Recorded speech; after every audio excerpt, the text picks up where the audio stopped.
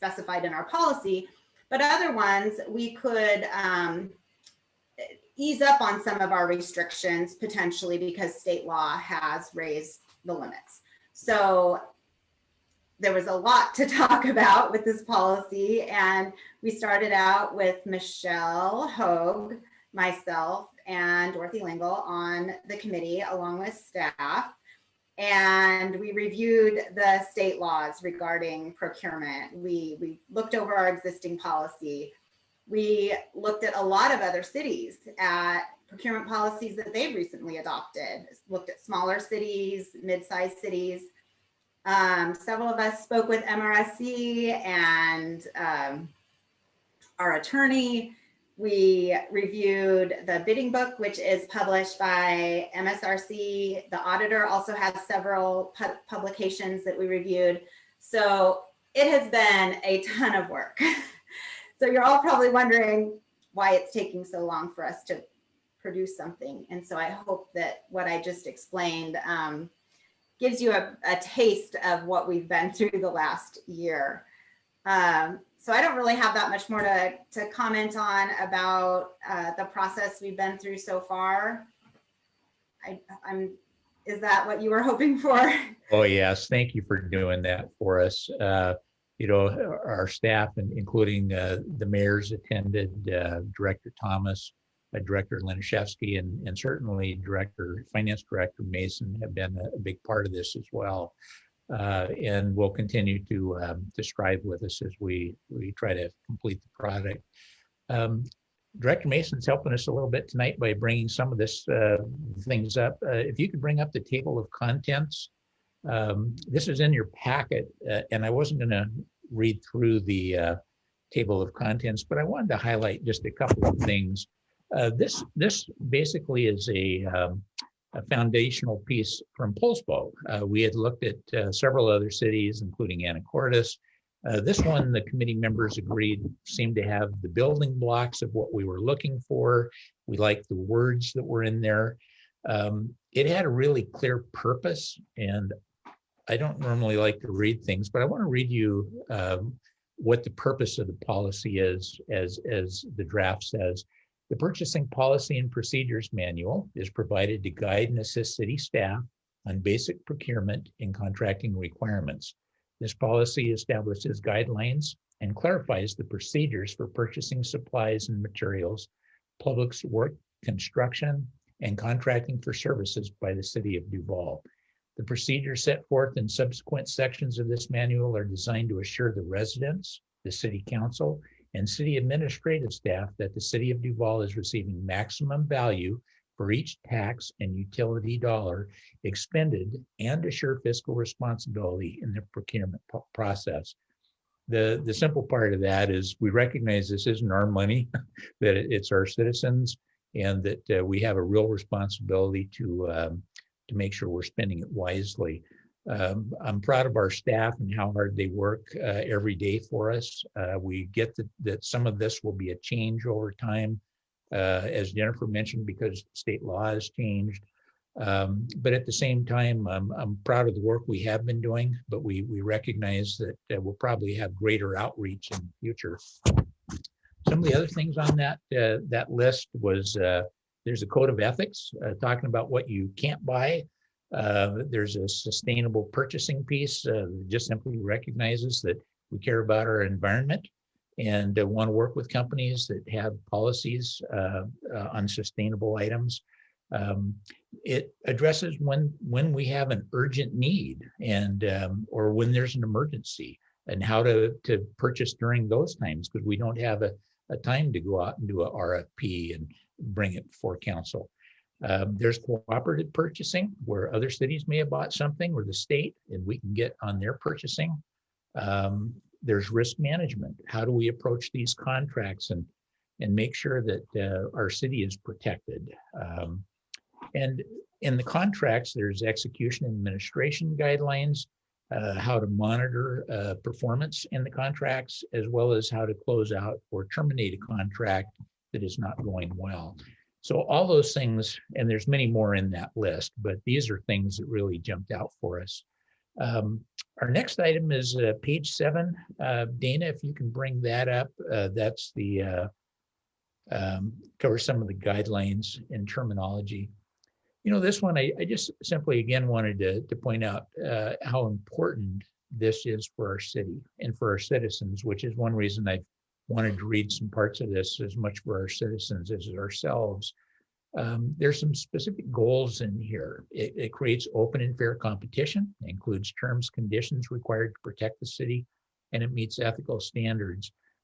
In a very practical way, if you look at the next lower section in white here, and you see the blue, it has links in it. So if you're starting off as a director or as an employee and you want to touch one of these, you know, the very first thing is they want to know what kind of purchase is it, and you can click on it and it pops it right up for you.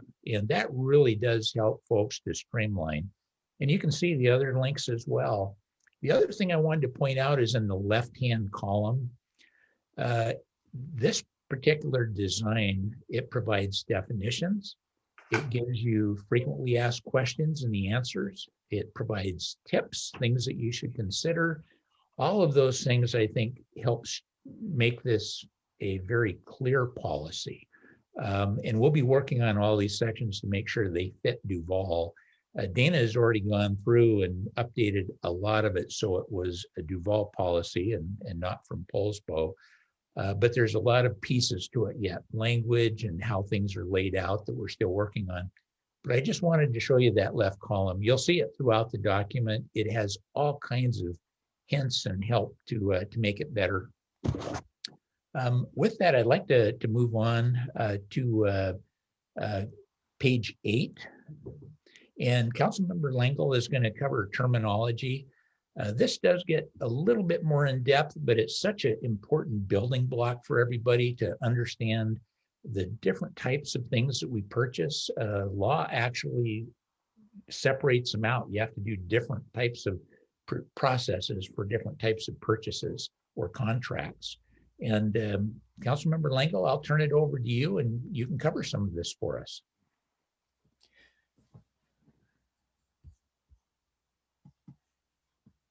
Okay, should I just, are you gonna leave that up or? Would you like sure. to bring up would you like this up, or would you like us to bring up the terminology sheet that you had sent? You're welcome to bring up the terminology sheet. I have it in front of me on another computer, so it's whatever you think is gonna be helpful. Yeah, I think ultimately, yeah, okay. And I'm just gonna touch on key points anyway. But people want to read through, they can. I'm not one to read just, you know, repeat like on a PowerPoint or whatever. You know, one of the biggest problems with looking at all the different policies from different cities is, you know, there's several things we always have to consider when forming our policy. Number one is not just the population size of Duval, but what our tax base looks like. The needs of our residents, obviously, that, you know, the constraints, the physical constraints of the city. The other thing has to do with whether we are a strong mayor, a mayor that is actually an employee of the city, and a full-time type mayor or a part-time mayor, or having a city manager. That's a big difference when you look at authorities granted to the administrative side.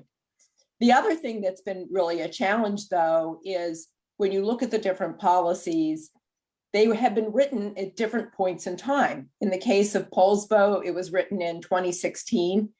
In the case of another one, Anacortes, it was 2019. In the case of Woodinville, it was enacted in January of 2020.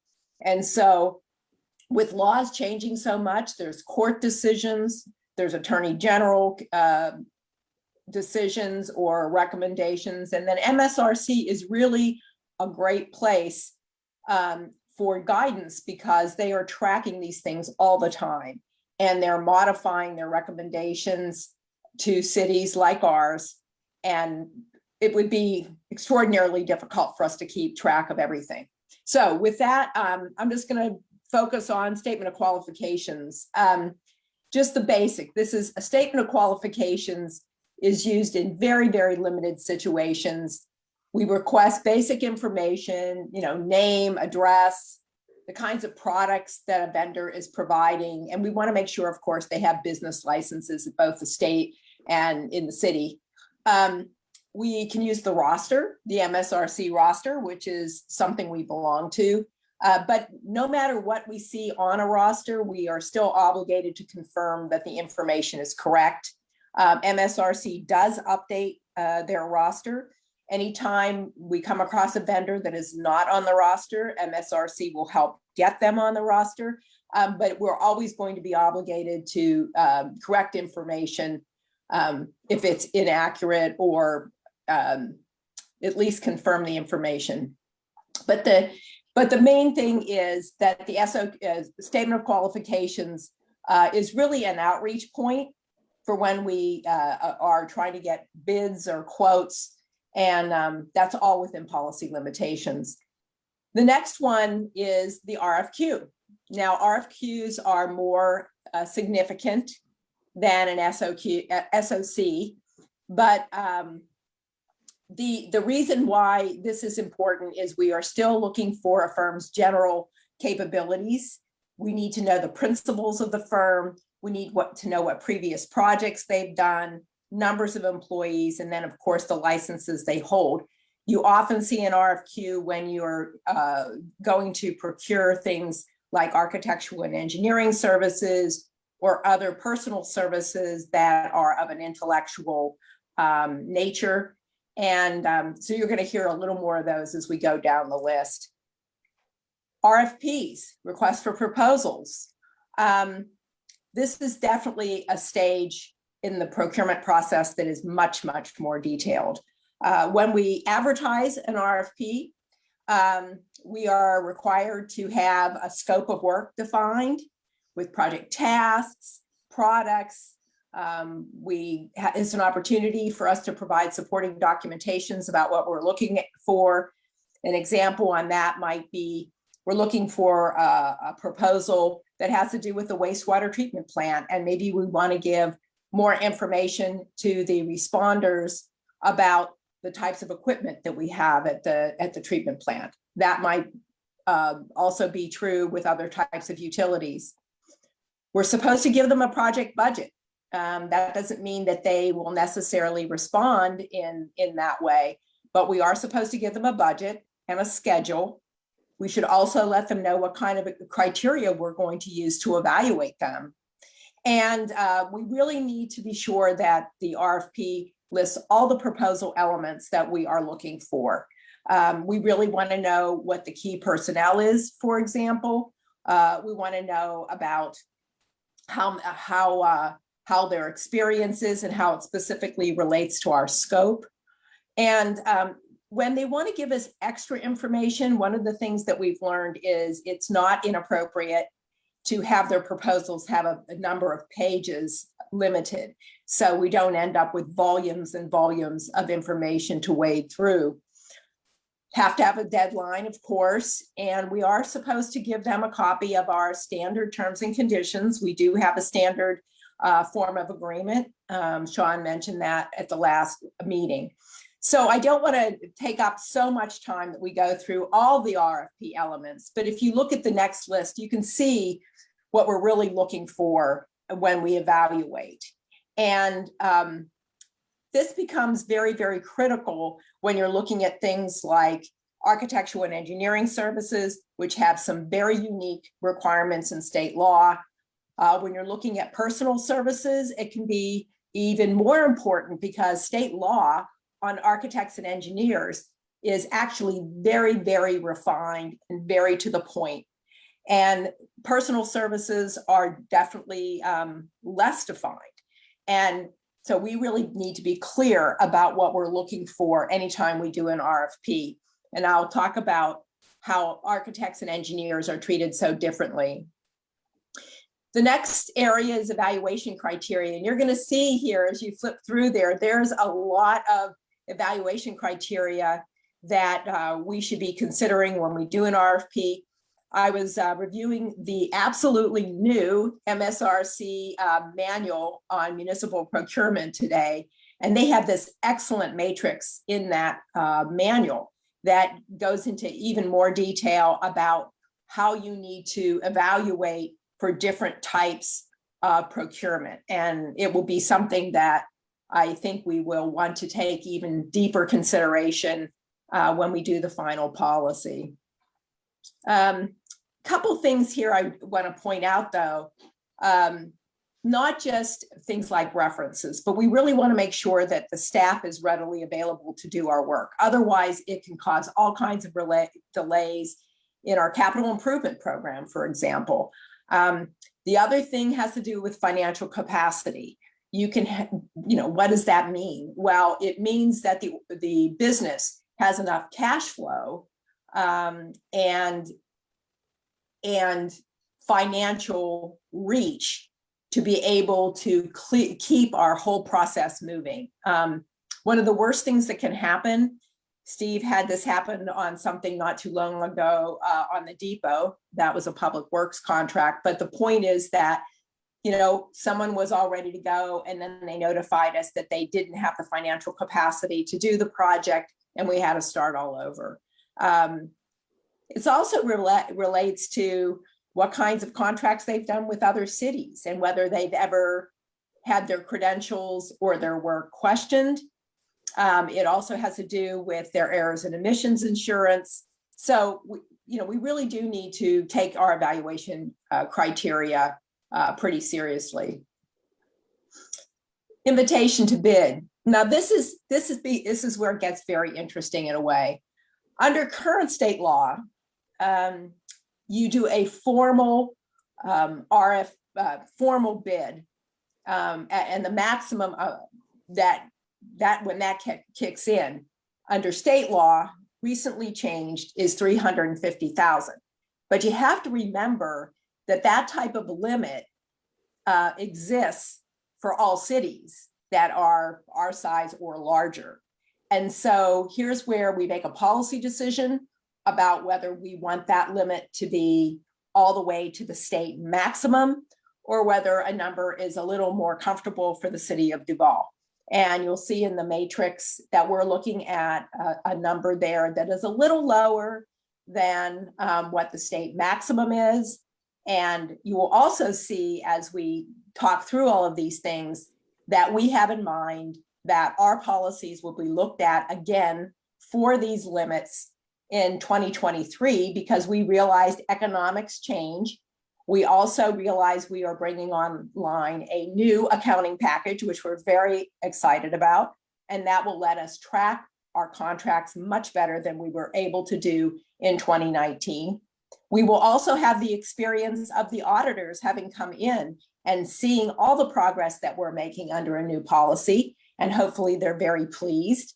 So a lot of change is happening, and we want to establish some limits in these policies, but we also want a path forward. So as we develop our understanding and our processes internally, that we have a place for reevaluation. So right now, state law can go up to 350,000. Our matrix has 300,000. And I wanted to be sure to point that out. When you hit that limit, you're required to do an invitation to bid. And we do that under, it's called the Small Public Works roster. And we can still use the MSE roster to do all of our, I shouldn't say all of our outreach, but our outreach. But we also are proposing that we would use public advertisements as well. And the thing there that's just really important goes back to something Councilmember Naplin mentioned, which is called equitable distribution of opportunities. Now, sometimes people leap to the assumption that that just means women, minority, veterans, disadvantaged businesses, but that's really not what it means. What it means is that we need to be actively out there in the public world, letting folks know that we have opportunities for them to bid. And there is a very specific state law in this regard. And it's designed because they want to be sure that there's no favoritism. They want to be sure that the public is getting the best price. They want to make sure that the public trust is upheld. So that's why you're going to see situations where our outreach needs to be strengthened right now in Duval. And it's not because anyone has made mistakes. It's not because anybody has, this is no statement of trust. We know our employees are very trustworthy. It's just that the law is much more specific than what our DMC says. So in those situations under 300,000, you do an invitation to bid, but it doesn't have to be as robust as a full public works. We also have invitations to quote. Now, these are for small public works projects. They're called limited public work contracts. This limit is currently $50,000 under state law. This is a recent increase. Previously, it was only $35,000 under state law. We can solicit from contractors off the roster. We can invite quotes from others if we choose to do that. But the nature of the work to be performed, materials, equipment, all of those kinds of things have to be identified, and date, time, location of the quote is required. But notably, detailed plans and specifications are not necessary. I wanted to be sure that I talked about women, minority, disadvantaged businesses. That portion of state law has added veterans specifically to this. Now, state law has really been focused on this issue going back to the 1980s. But they are doing more and more in this area, and really emphasizing the importance of reaching out to these businesses. What does that mean? It means that ownership is primarily vested in a woman, a minority, a veteran. There's other language in state law that has to do with disadvantages businesses. The terminology around that right now is a micro business, which has annual revenues under $1 million, or a mini business, which has annual revenue under $3 million. And to meet those definitions, we are required to look at their tax returns. But when you see things in procurement, you will see references to women, minority, veteran, disadvantaged businesses, and they really are talking about those smaller businesses. Noting here, important, small public works opportunities are really important for these types of businesses. It gives them a place to get involved in the process and build their businesses. And I can tell you from a very specific example from my career, back in 1978, there was a small business called Pacific Components. It is a minority-owned business. And what they did was small component construction, and they built a triplex for the public agency that I work for. Pacific Components is now MARPAC, and MARPAC is huge. And they have always stayed very focused on community important projects, not just public works, but projects that have value in the community. And I mean, I don't know, last time I looked, I don't know, they were doing like, $50 million worth of construction every single year or something. So providing these opportunities is really important, I think, for our state. And I'm glad that there's references in state law. Now, public work is, as you can see there, it's all work: construction, alteration, repair, improvement. It is not ordinary maintenance, but it's any of those other things that are executed at the cost of the city. Again, competitive bidding and quotes is designed to prevent favoritism. It's designed to provide a fair forum for bidders to protect the public interest. And what we are required to do as the city, and it's amazing how many cities are doing this with immediate updates, is we are required to publish a list of all the contracts with the description of the work and the amount paid. We have to, again, have to do it annually.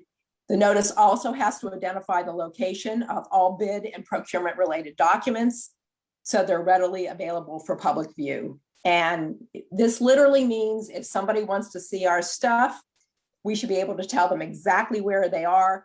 Files should be right there that they can go through them and see that we've complied with all the laws. I mentioned earlier these smaller public works. They're called limited public works. They're contracts under 50,000, and invitation to quote is permissible under state law, and they can be 3 to 5 electronic or written quotes.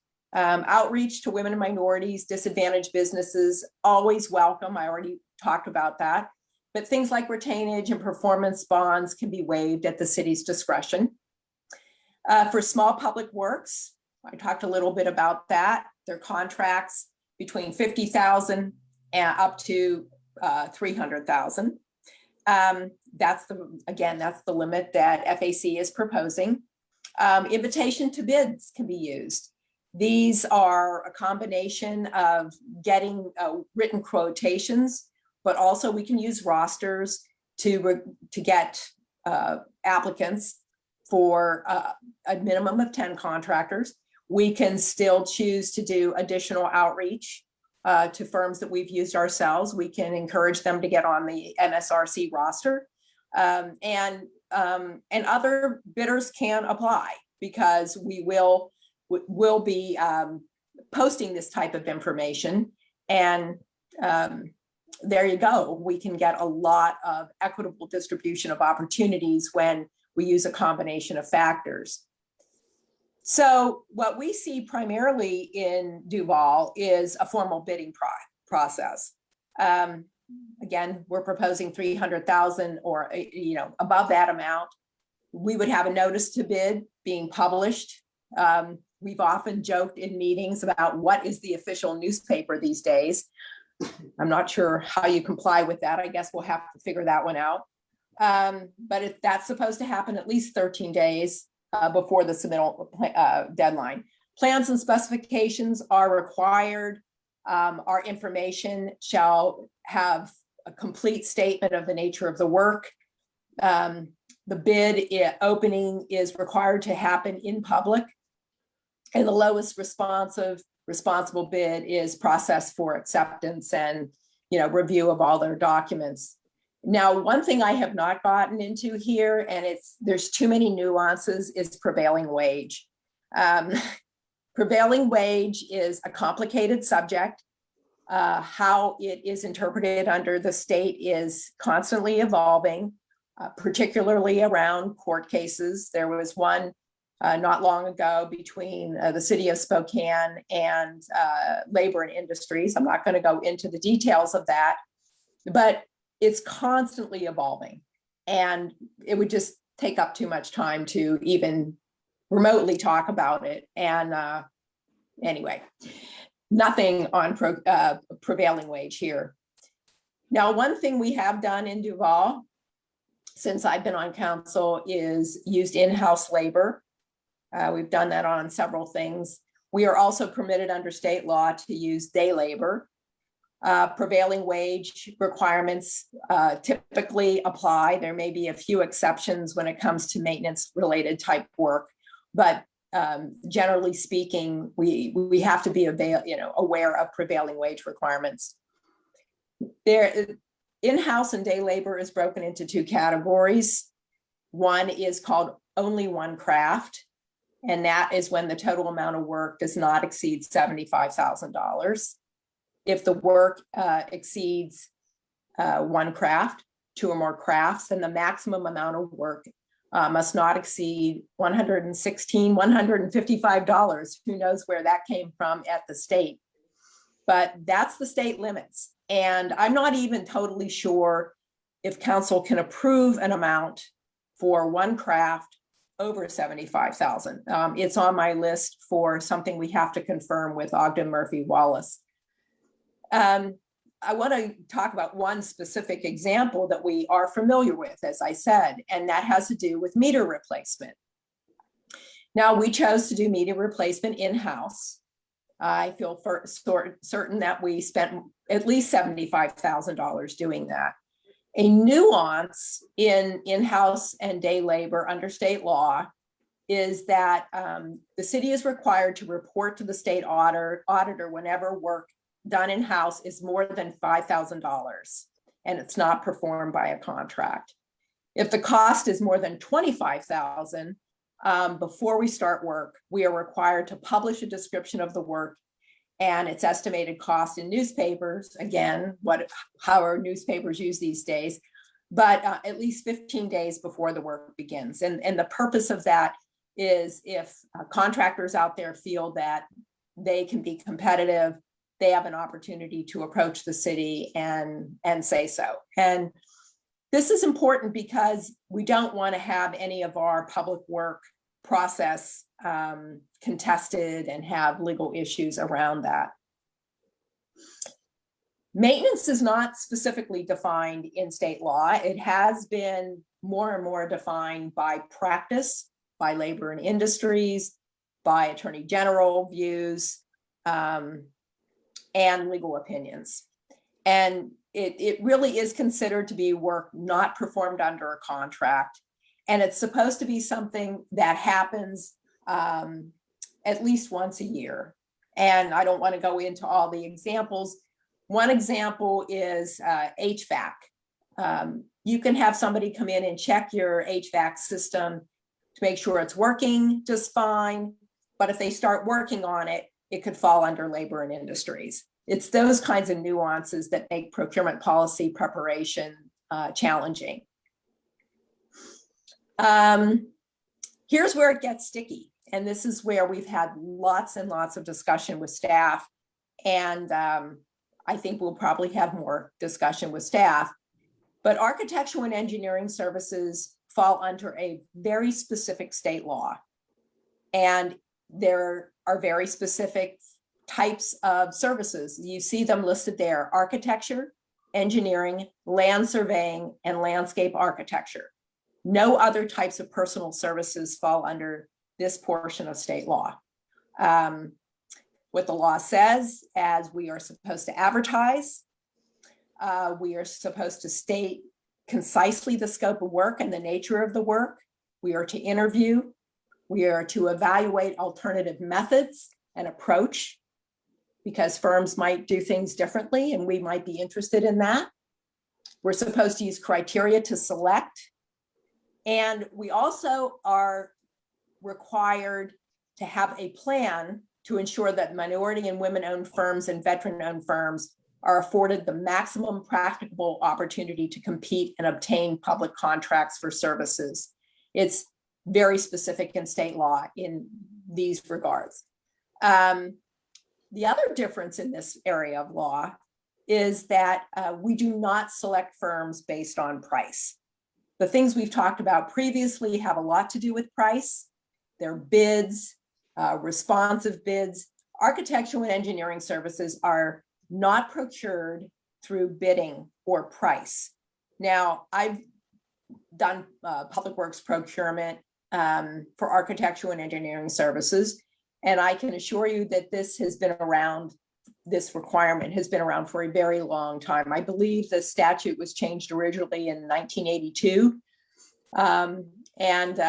We just don't select architectural and engineering services based on price. It really has to do with the total complexity and appropriateness of the proposal based on evaluation criteria. So once we select the most qualified firm, we negotiate price, and we determine if that is a fair price. And if the negotiations aren't successful, then we go on to the next highly qualified firm and we begin negotiations there. But I definitely wanted to emphasize this because it is such a unique law. And on any of these references to law, I can provide you the citations. Now, personal services are interesting because there's lots of description about what personal services are, but there's not a lot of direction on specifics around procurement. I've given you a few examples here. But what's interesting about our current DMC and the current thinking around what our personal services are, that language in our DMC is not out of sync with state law. What is different in procurement, however, is that procurement standards and evaluation and best practices have definitely evolved over the years. And that's a lot of what we've been researching. RFQs and RFPs should be used for both architectural and engineering services and personal services. In the case of personal services, price and method of billing can be taken into consideration to demonstrate the best use of public funds. Let me give you an example. One firm may come in and say the cost of their consultant hour is $250 an hour. Another firm may come in and say, we will give you a unit price of $250 an hour. And they define what a unit is. So what's an easy way to look at that? This is not the best example, but I'll just use it because it'll make immediate sense. Some firms may come in and say, we're going to bill you a minimum for 4 hours all the time you come and talk to us.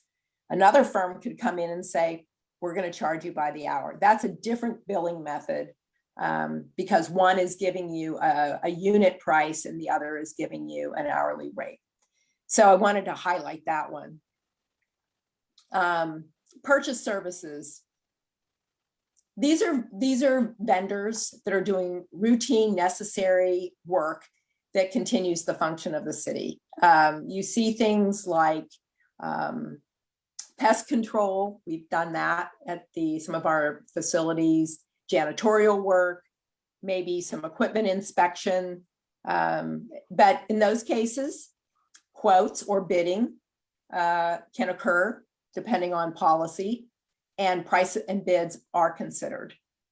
So those are the main definitions I wanted to touch on. There are plenty more that we could put up here, but these are the main ones that I think Duval interacts with on a regular basis. And they're the ones that have been the most educational for me as I've spent, I can't tell you how many hours looking at MSRC guidance, laws, other procurement policies. Jennifer touched on that. I think we've looked at 6 or more procurement policies from other cities. So the bottom line is law does give us plenty of authority as a city to set our own limits. And we should be setting our own limits based on what we know about Duval, the type of activity in Duval, and we should also be taking into consideration the complexity of the projects. And council has the ultimate contracting authority. So if something happens that staff needs more flexibility, or we have a situation where we have to act quickly, council has the authority under state law to act.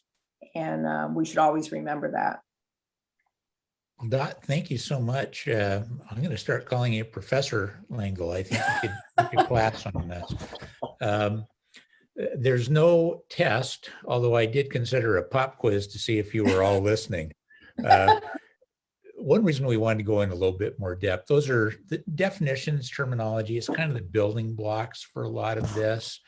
And again, it's a draft. There's a lot of work we're still doing. But I think just allowing council and citizens that are listening to understand how complex this is, trying to balance state law. And again, we're a smaller town and you have to get all this done. You know, like Dot said, we're not even sure what the local newspaper is, you know. So anyway, we're working through this and I appreciate everybody's patience. Certainly we are looking for your feedback and help on it. Well, thank you, Dot. There's a couple other things we wanted to look at here. I had actually skipped over one.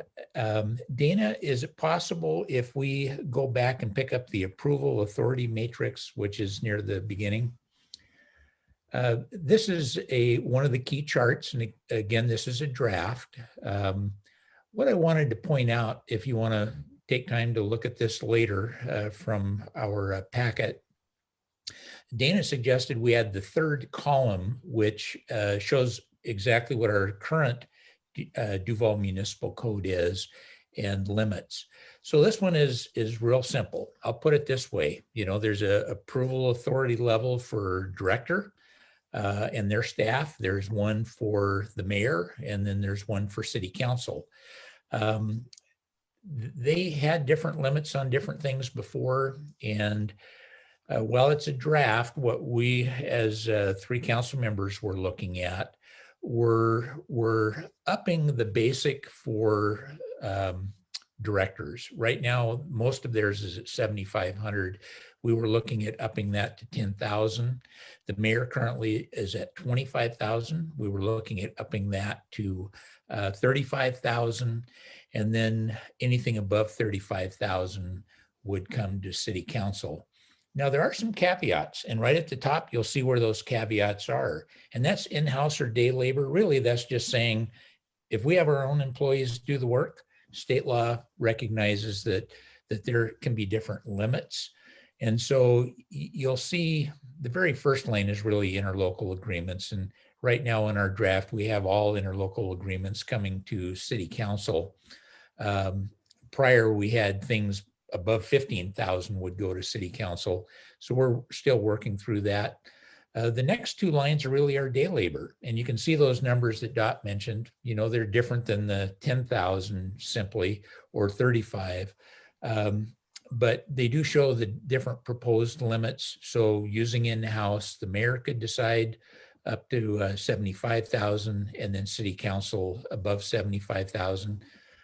Again, we're trying to work through that. All the rest of these, and Dana, as you drop down, you'll see how consistent this is, where in almost all purchases and other decision processes, you know, and you can see the top line under materials and supplies there.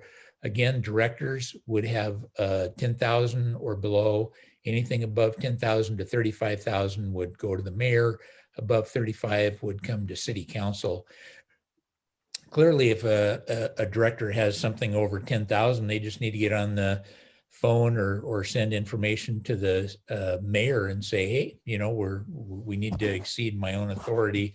So that does give them a little bit more breathing room. I think staff certainly appreciates a higher level.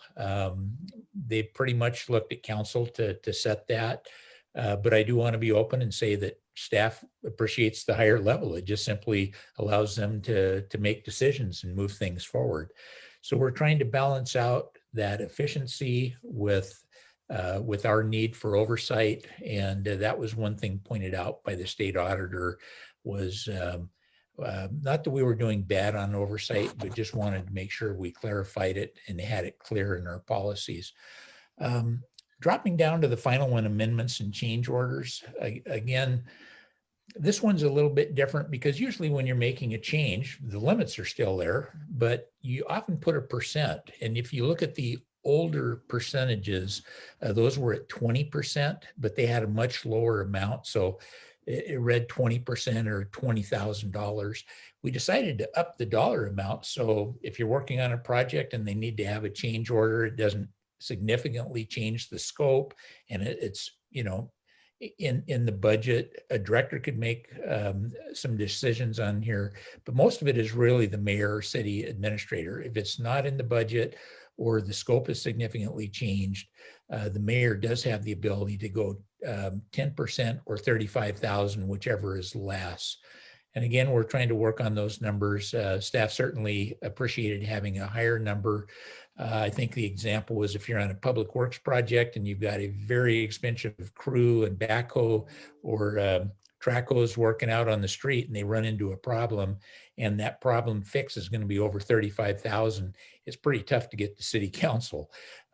So there are some challenges with those numbers, but these are the ones that council members of the committee are looking at currently. We certainly appreciate your feedback. Yes, Councilmember Lingle. Yeah, I just wanted to point out two quick things.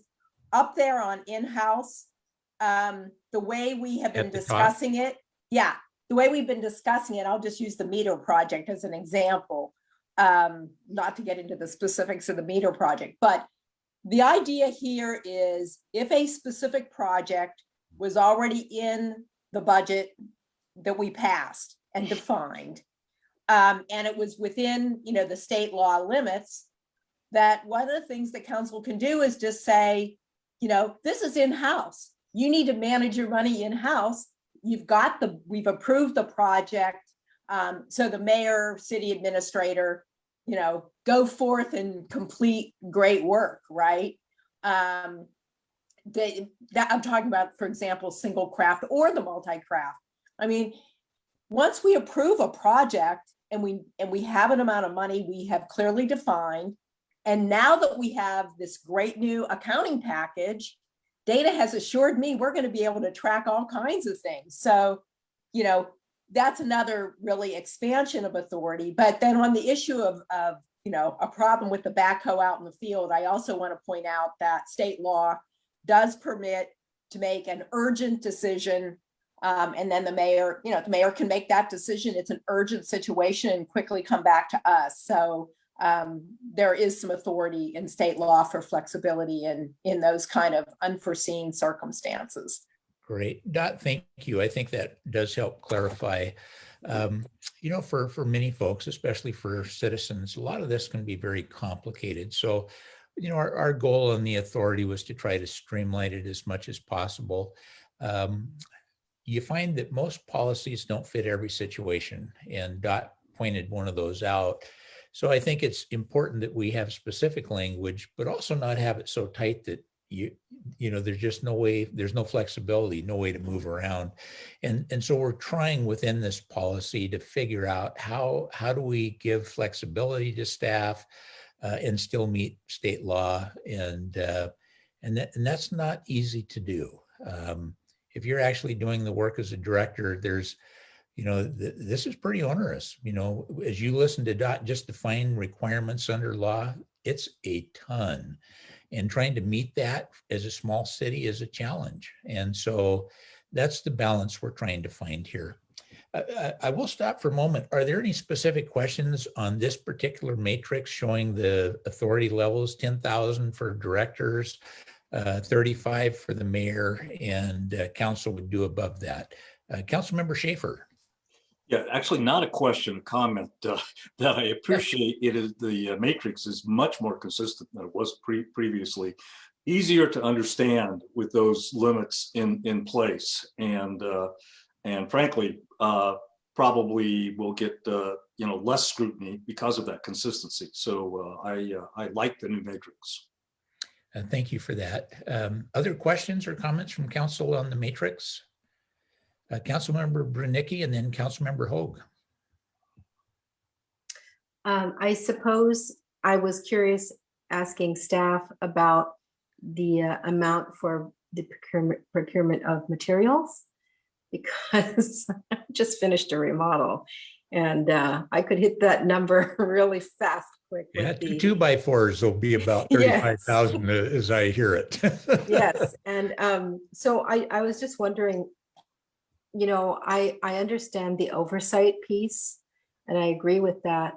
As a business person, though, I'm so used to,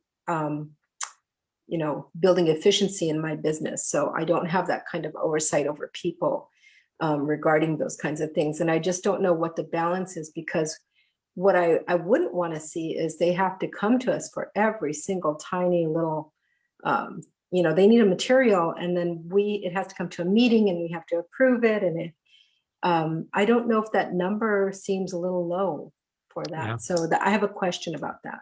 No, thank you.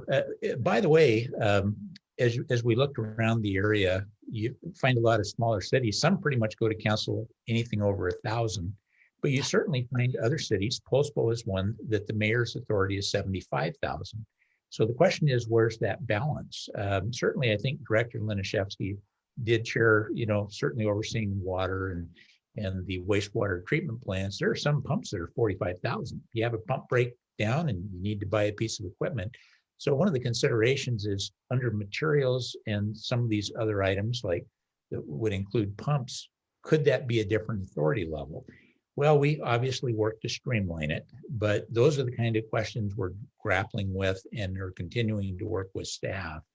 At the end of the day, council gets to decide those levels, but Diane, you've really nailed one of the key things. Is it workable?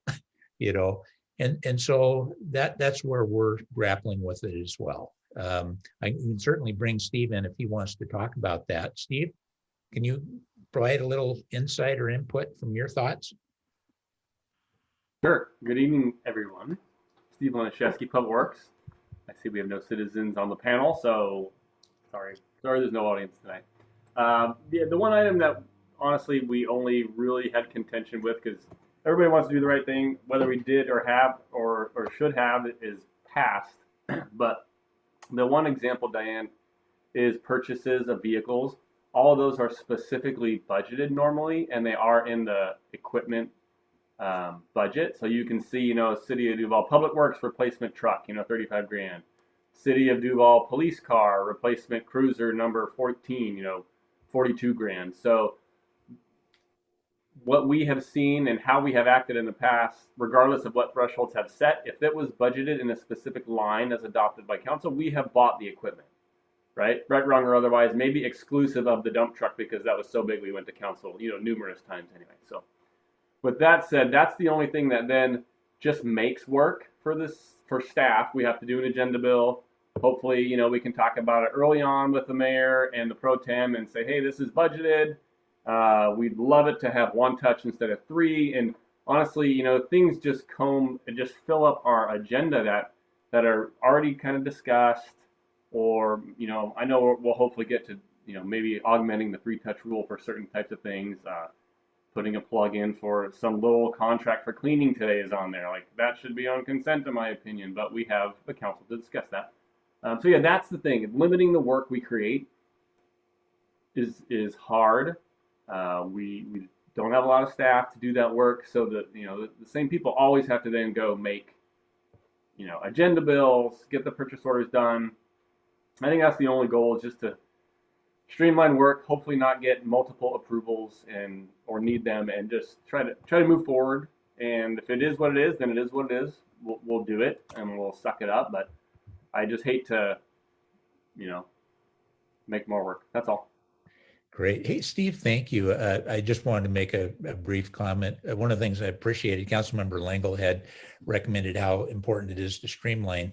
And one of the suggestions, as I recall, was that some of these can just, instead of being a full agenda bill, could simply go on consent agenda. It's a shorter format. Council still gets to take a look. Yep, it was in the budget. If we have questions, we could pull it off to talk about it. But otherwise, it's just a simple, we approve the consent agenda and there it goes. So we are looking at ways to streamline it and hopefully meet the director's needs. Diane, did that help answer some of that? Yes, it did. I just want to comment that when it comes to public works and just our basic infrastructure, that the type of materials and spending and stuff we do is very basic, very necessary, very practical. So I just was wanting to understand how we don't, we want to keep it streamlined. And I don't think it's the kind of thing we need to have a microscope over it. Just because, we want our sewer treatment plant to run and all that good stuff. So that's, I want my tongue to flip. Yes. Well, Diane, thank you. I think Michelle Hogue was next, but if you don't mind, Michelle, I think there's a couple of questions related to this. I'd like to kind of continue some. Councilmember Naplin, I think you had some input on here. Yeah, I'll just keep it really brief. When you look at other cities with higher limits versus lower limits, what is a common theme is that these larger cities, larger budgets, they have an independent department that oversees the procurement, that makes sure that certain processes are followed, and it's just an independent look. And in our city, how it has functioned in a lot of small cities, most small cities, is the department that needs the item is the sole procurement process, and there isn't another independent person, team, group looking at it. And so that's why you see a lot smaller limits in smaller cities, is we just don't have the staff. And so what happens is the council, or often through a consent agenda, the item just flows through there. It doesn't have to be a big process. There could be, a template of when you want to purchase an item. You just put in there, here's the procurement process that we went through. We got these 3 bids. Here it is. Simple. But I totally understand efficiency, and you could waste a lot of money on process and end up paying more by the time you add in the staff time it took to go through some more elaborate procurement process. So you absolutely need to balance that. But I do think it is important to have some independent oversight, and that is what the auditor had noticed and recommended as best practice, is that we have someone outside of the department that's procuring it able to look at it. So anyway, I just wanted to throw that out there. But absolutely efficiency and not wasting money, spend a dollar to save a dime. Isn't that what they say? We don't want to do that. Well, thank you for that. You can see, as I mentioned, you're peeking under the hood, that we're still trying to decrease the engine a little bit. And this is why this is a little more complicated. It's easy to say, hey, here's the spending limits. But as Councilmember Branicki and Director Laniszewski pointed out, that does create challenges. And so we're trying to find a balance and still recognize these times when, yes, it's in the budget, we've approved it, it's a specific item, we've all agreed on it. How much more process do we need? And so I appreciate your feedback on that. Councilmember Hoag. Thank you. So before I ask my question, I was hoping, is it possible to get a copy of the red line for the policy, the PALSBO policy, to see how it was changed? Yes, we can easily do that. We didn't do it originally because it's our policy, not theirs. But if you wanted to look at the whole policy, I just kind of want to see what was changed. If it was just the names, that's great. But I just want to see if there's any other. Yeah, and then absolutely. I kind of had a similar question to Councilmember Branicki, but it was more general. I was curious from staff, what about this policy is challenging for you? I'd like to kind of know what, if there's other parts of the policy that could potentially have issues for you going forward. But it's kind of an open question. I don't know if so did you want directors to talk about that? So Director Thomas or Director Laniszewski, you might be, since both of you have contracts, and are there specific things within the current one we're looking at that are troublesome for you, or you just see as a bigger challenge?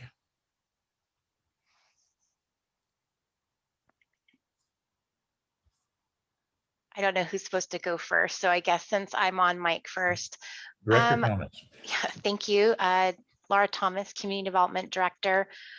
First of all, I'd like to say this has been a long process, but our goal at the end of the day is always to work together towards a good policy that's going to work for our council, and that's also going to work for our directors that utilize this policy. I think, in general, I think, we're going to buy into a policy. I think we're still trying to figure out, some of the, I'll call it under the engine, as what, Councilmember Remington has stated. The policy, was updated, late last week. So as staff, we're still going through it. But what I would say is, in my particular department, we anticipate that we will be going out and garnering all new contracts within our department. So that's like 6 or 7 between now and the end of the year. Is it going to be a process? May it be onerous? Yes, because we're doing them all in 1 year. So that's going to make it more difficult just in that sense. We're going to do the best we can to get through all of those in my department in 1 year. In fact, I will actually be starting that process in June for the first couple, and I'm going to do the easiest ones first, just so that I can kind of get myself settled on that.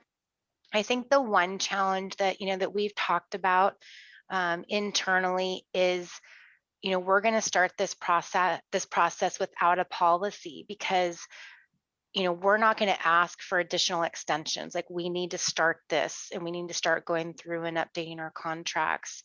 And I think for us, it's a little hard because we want to just make sure that we're trying to hit the right button. Are we going to get there? Are we using our existing policy, or are we using what we think is going to be our new policy?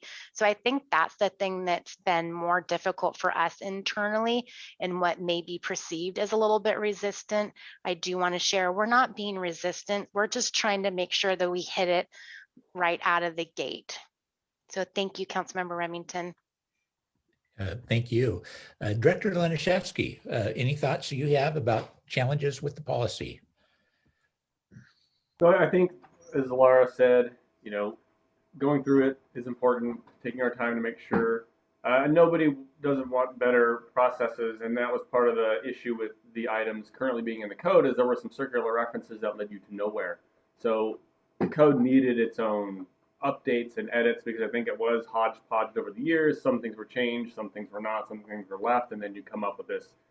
If it was an Excel spreadsheet, it'd have an error message because you couldn't complete the process. So I like what I heard out of Councilmember Naplin, short of her saying we need to have a contract administrator who works for finance department. That's the solution. That's what she was going for. I'm sure of it. I didn't say that, and I don't want it. I just want to clarify that. I have never said that. I've never said that. That keeps coming up. Yeah. I never said we need a contract administrator. I said that the reason some cities have much higher limits is because they have that. And I am advocating for that. I just want to clarify. Good. We got it clarified. We would love for finance to buy all our stuff. That'd be great. Dana's very capable, but that's not the reality. And my concern lies in some of the more day-to-day and mundane things, maybe not buying a pump, but just trying to find someone to repair a pump. That is, we've had two providers, over time here in our region, and now we don't. There's one. The next guy is in Tacoma or Bellingham. The guy in Seattle is gone, or the pump, remanufacturing outfit who does our big 60-horse pumps. So some of the limitations are specific, which we can provide different accommodations for. I think it's just time is the biggest issue on redoing everything, because we have a lot of support. We have a lot of consultants we use that are an extension of staff, right? I don't make staff not check. And, Mr. Fisher today called our on-call consultant testing geotech because he needs advice of current activities in the field. So there's just a lot of people we need, and we obviously can't afford to have, that many people on staff. So that's all. It's just more work and process and time to fit in, and know we need to fit it in. Well, thank you. Michelle, thank you too for Councilmember Hogue for your question. That's exactly what we on the committee are I guess I'd call it a struggle, finding that balance between, this is the process that we think state law or MRSC, but we're also a smaller city, and there's a ton of work that we're doing. And that's the biggest challenge I've seen. Councilmember Langle. Yeah, I wanted to, we don't have to go back to the matrix. One of the things that we shared with staff, and they did not have enough time, and I didn't expect them to have enough time to really, sign off on it or whatever. But both in the Paulsbo policy and in the new municipal contracting manual, there are options for what the three council members on the committee have called a mini RFP. And we shared that basic concept with staff last week. And I really think it's worth exploring because what it would allow us to do is take the RFP processes and reduce the amount of detail that would be required within them. And we can reduce it in two ways. One is how much outreach needs to be done. And we can also do it in terms of simplifying criteria and how many people need to be involved in the selection process. In a big RFP process, there might be a whole bunch of people on a committee, but we could give the authority under certain dollar limits to have this mini RFP process where, you know, a very small committee meets and is looking at much condensed information. And we can craft that. And again, staff hasn't had a chance to really talk it through with us. I noticed in the new manual that they do have sort of this in-between place. And in the Paulsbo manual, there's provisions to do some things differently as well. We just haven't had a chance to really explore them as a group. Thank you. Councilmember McHenry. I know we're running low on time here, so I'll just try and sum up my thoughts. First off, I just want to thank everyone for their work on this because, I mean, I know you said it's an early draft, but it looks pretty good. In terms of, I think what you said, the feedback you kind of needed from everyone, I mean, I feel the way this is organized and laid out makes sense to me. The levels seem appropriate, but ultimately time will tell. And I don't say that because I have a specific number or process in my head. It's just more, we're going to have to start somewhere and try it for a bit and just have really open, honest dialogue with each other. I don't think it's something that staff or administration or council has an absolute clear picture of what's the perfect solution for Duval. I think that this is a good starting place with some minor tweaks and just kind of try it out. I know Councilmember Lingle mentioned 2023, but maybe sometime in 2022, we just check in. But I realize it will take some time to roll it out. But I mean, I know that in some ways this adds work. But on the other hand, you know, this is also the public's money and we need to have this really organized and well thought out and make it very transparent and be very accountable with that money. So I know there's a balance and I see everyone trying their best and doing it, I think, a great job finding that right balance between the accountability and the process and the checks and balances. So I guess my 2 cents is I think it's looking good. I don't have specific critique of, oh, I think we should go this way on that, but I really appreciate the dialogue between staff and the council members on the committee. Great. I think your advice and insight, Councilmember McHenry, is worth a great deal more than 2 cents. Personally, I really appreciate your feedback. Councilmember Schaefer. Yeah, the only concern I had in the whole document, I actually had read every page, but I read the ones I was most interested in. And this is under the urgent need or emergency section. I'm concerned that we maybe need some more flexibility there, maybe perhaps some better definitions. Under the declared emergency process, it says the mayor declares an emergency and the city attorney prepares an emergency declaration. I'm wondering if we don't need a better defined chain of command there. In a serious emergency situation, as we all know, communications may be compromised. Cell phones may not work, internet may not work, etc. So I'd like to see, not only the mayor there, but, maybe, and chain of command also includes Mayor Pro Tem and, down to the director level, I think would serve us well. And the other thing I had a concern with, there was no mention in here. Well, how soon can we take action? There's a mention that in the next agenda the city council will look at approving this or whatever. But no, in an emergency situation, we need to take action immediately. And I think there should be some wording in here that allows that. And I didn't see that. So anyway, that's my concern. I know we're about out of time here. Well, great. Well, Councilmember Schaefer, thank you. I think that's a key point. You know, none of us want to have process hamper city business taking place in either urgent or emergency. Well, we really are running out of time. We were going to take a look at that Appendix A that I mentioned. It really, Councilmember L'Engle did such a nice job talking about different levels and what's required. So as you take a look at that, you know, Councilmember Naplin, you're okay if we skip that? You were going to go over it. You're okay if we don't go over it now? I think we're out of time. So yeah, perfect. I like that. By the way, Councilmember Schaefer, I appreciate you mentioning including Mayor Pro Tem.